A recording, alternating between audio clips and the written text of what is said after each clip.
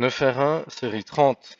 Quelle est la valeur de l'angle mesuré? Alors pour donner la valeur de l'angle mesuré, il faut s'assurer qu'on utilise la bonne graduation du rapporteur puisqu'il y en a deux. Il y en a une à l'extérieur ici dont le 0 se trouve ici et celle qui est en bleu à l'intérieur dont le 0 se trouve ici. Notre angle ayant un côté qui s'aligne sur cette graduation-là, donc à droite, on va regarder sur la graduation bleue. Et donc 10, 20, 30, 40, 50, 60, 70.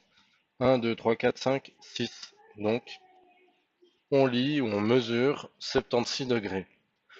Question 2. Écrit en un seul calcul sans rien effectuer. Je fais la somme des nombres 3 et 12, puis je multiplie le résultat par 10. Donc, je fais la somme de 3 et 12, c'est-à-dire je fais l'addition 3 plus 12, puis je multiplie le résultat par 10. Donc, il faut faire attention, la multiplication étant prioritaire, on doit en quelque sorte protéger notre addition par des parenthèses. Voilà. Et ici, les parenthèses sont obligatoires.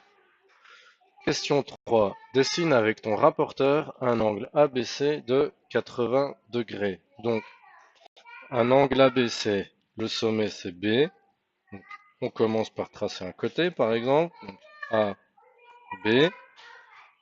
Et puis, si je veux 80 degrés, je m'aligne ici. Donc, le sommet qui correspond au 0 ici sur B.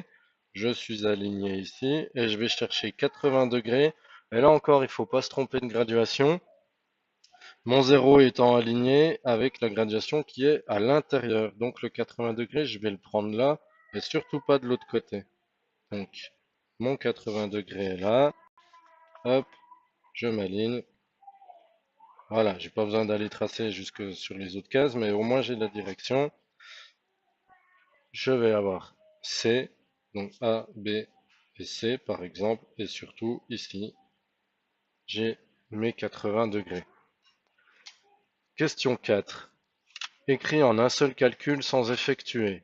J'effectue la somme de 3 et 5 et je soustrais le résultat à 200.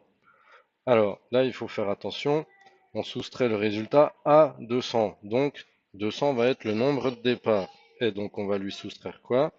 La somme de 3 et de 5. Donc l'addition 3 plus 5 entre parenthèses.